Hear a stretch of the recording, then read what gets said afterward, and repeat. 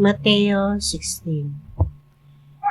Miadto kang Jesus ang pipila ka Pariseo ug Saduceo aron pagbitik kaniya. Busa gihangyo nila siya paghimog milagro aron pagpaila nga pinadala gayud siya sa Dios. Apan mitubag si Jesus, inigsalop na sa adlaw moingon kamo, maayo ang panahon kay pulaman ang langit. O sa pagkabuntag moingon kamo, muulan karon kay pula ang langit ug nagdag-om. Makatagna kamo sa panahon pinaagi sa pagtan-aw sa langit. Apan nganong dili man kamo makantigong mosabot sa kahulugan sa mga timaan niining mga panahona? Pagkadautan sa mga tao karon ug wala nay pagtuo sa Dios. Og midugang si Jesus pag-ingon, naghangyo kamo kanako sa paghimog milagro apan dili ko kini himuon. Ang bugtong milagro nga ikahatag ko kaninyo mao ang milagro nga nahitabo kang Jonas. Unya, milakaw siya. Nakatabok na sa lanaw ang mga tinun-an apan nakalimot sila pagdalagpan.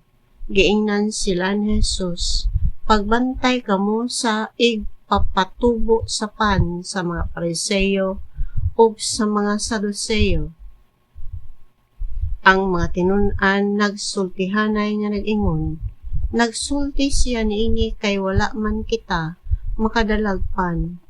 Apan nasayod si Jesus sa ilang gipanulti busa nangutana siya kanila, nganong naghisgot man kamo nga wala kamo makadalagpan? Pagkagamay sa inyong pagtuo, wala ba gihapon kamo makasabot hangtod karon? Wala ba kamo makahinumdom sa 5 ka pan nga akong gipikas-pikas alang sa 5,000 ka tawo? Pila man kabukag ang napuno sa salin? Ug mahitungod ni atong 7 ka pan alang sa 4,000 ka tawo? Pila man kabukag ang napuno sa salin? Nganong wala man kamo makasabot nga dili pan ang akong gihisgutan? Ang gusto na kong ipasabot mao nga magbantay kamo sa igpapatubo sa pan sa mga Pariseo ug sa mga Saduceo. Unya, nasabtan sa matinun-an nga dili diay ang igpapatubo sa pan ang gipalikayan Jesus kanila kundili ang pagtulun-an sa mga Pariseo ug sa mga Saduceo. Unya, miadto si Jesus sa yuta duol sa lungsod sa Cesarea Filipo o gidto nangutana siya sa iyang mga tinun-an. Sumala sa mga tao kinsa man ang anak sa tao? Sila mitubag, may nag-ingon nga siya mao si Juan nga magbubunyag. Ang uban nag-ingon nga siya mao si Elias samtang ang uban nag-ingon nga siya mao si Jeremias o laing propeta. Si Jesus nangutana kanila, apan kamo unsa may inyong ikasulti, kinsa man ako? O mitubag si Simon Pedro, ikaw mao ang Mesiyas, ang anak sa Dios nga buhi. Giingnan siya ni Jesus, bulahan kagayod Simon nga anak ni Jonas. Kay kining maong kamatuoran wala moabot kanimo pinaagi sa bisan unsang tawhanong pamaagi. Ang akong amahan nga atuwa sa langit mao ang naghatag niini kanimo. Busa sultihan ko ikaw si Pedro og ibabaw niining bato, tukuron ko ang akong simbahan ug bisan gani ang kamatayon dili gayud makabuntog niini. Ihatag ko kanimo ang mga yawi sa gingharian sa langit. Ang imong idili dinhi sa yuta idili usab didto sa langit, ug ang imong itugot dinhi sa yuta itugot usab didto sa langit.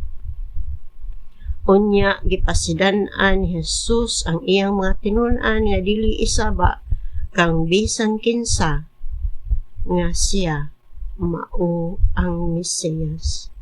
Sukad ni atong higayuna giklaro sa nagayud ni Jesus pagsulti ngadto sa iyang mga tinun-an.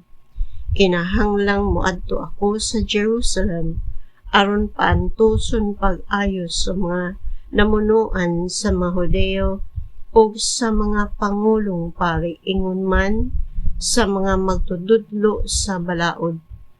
Patyon ako nila apan sa ikatulo ka adlaw mabanhaw ako. Tungod niini gidala siya ni Pedro layo sa uban o giingan. Dili unta kana mahitabo kanimo o Ginoo. Mitubag si Jesus ug miingon kang Pedro, pahawa Satanas, usa ikaw kababag sa akong agianan, kay ang imong huna-una sa tao o dili sa Dios.